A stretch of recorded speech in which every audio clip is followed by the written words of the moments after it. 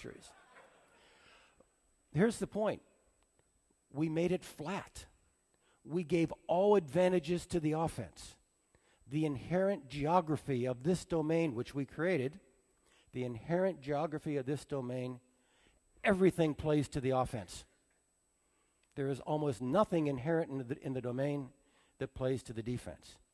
That really affects how you think about it when you're a GI. Now, in the real world, rivers, hills, mountains become a military officer's friend. They actually create boundaries. And I think over time, folks like you, far more knowledgeable about what this really comprises than I'll ever be, you're going to build rivers and hills into the web.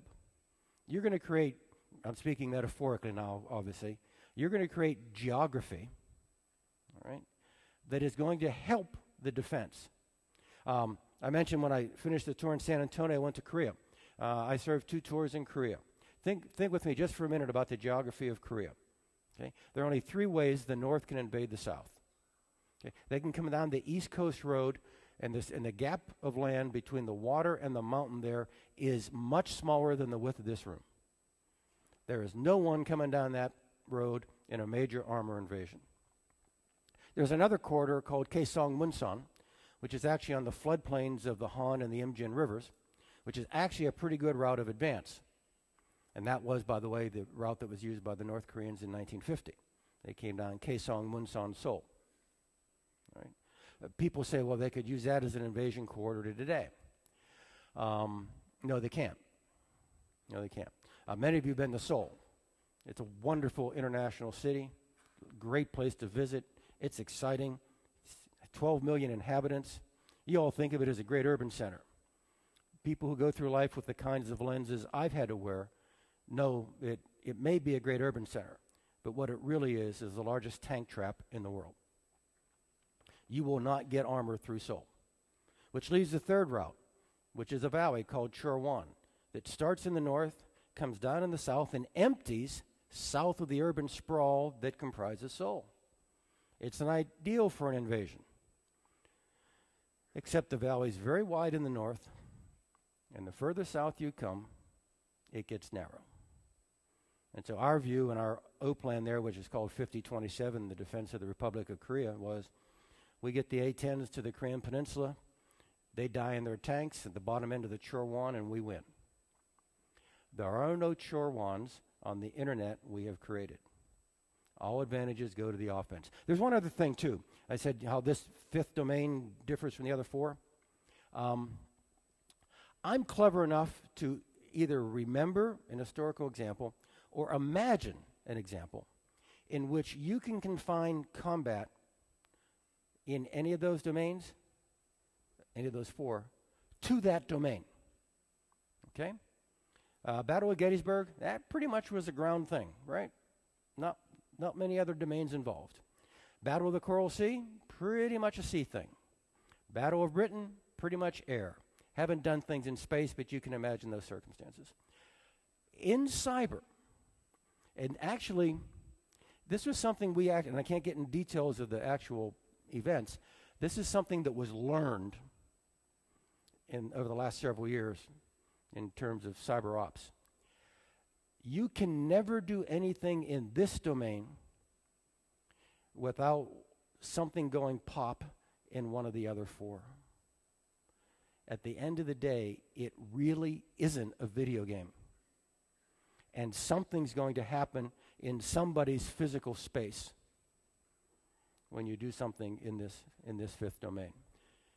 Anyhow, so that lays the broad construct. Let me just read a few things to you here, and I'm quoting some folks, but it's based upon what I think I've just laid out for you.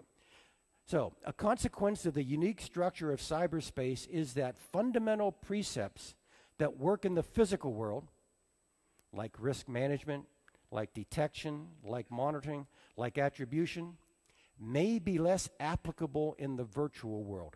What I'm trying to set up for you, and the rest of my time with you this morning is going to be suggesting how hard it is to think about combat in the cyber domain, because we're in the habit of taking our experiences from the other four domains, the physical world, and dropping them in here, and they're not working.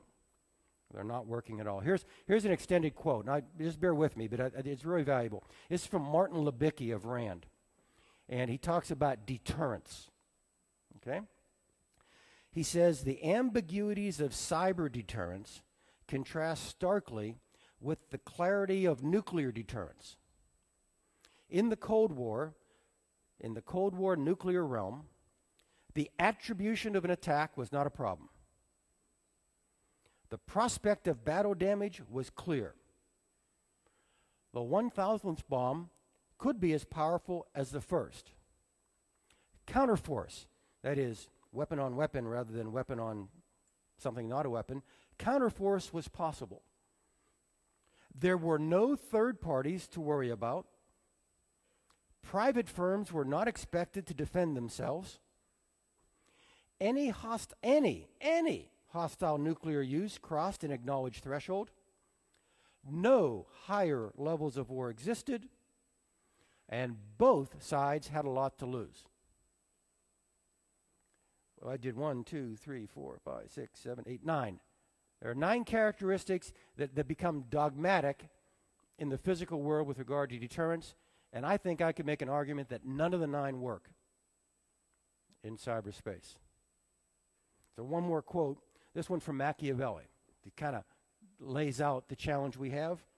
There is nothing more difficult to take in hand, more perilous to conduct, or more uncertain in its success than to take the lead in the introduction of new things. Welcome to Cyber Command. Let me parse this out with regard to Cyber Command. And again, this is probably very familiar to most of you, but to make sure we're all understanding what we're about here, Cyber Command conducts computer network operations, okay? CNO in the jargon. If I had a whiteboard here, and if I was doing this for my class at George Mason, I would draw a triangle like that, okay? And in the middle of the triangle, I would put CNO, Computer Network Ops. And then at each angle, I'd put another 3-letter label that shows the subsets of the big thing. CNO, CND, Computer Network Defense. Pretty self-explanatory.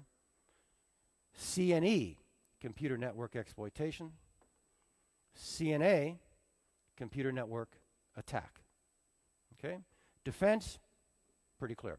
Exploitation. Existing on an adversary network for an extended period of time with the expressed and limited purpose of extracting information from that network. Got it? Extended period of time, somewhat stealthy, extracting information. CNE. CNA. One of those D words. Okay, that information you're extracting or reading over here you apply one of the D words to it. Delay, deny, disrupt, destroy, degrade. That's computer network attack. Okay? So that comprises the universe of CNO. Now, you know, I know, but you really know, that those 3 angles there, D, E, A, technologically and operationally, they're identical.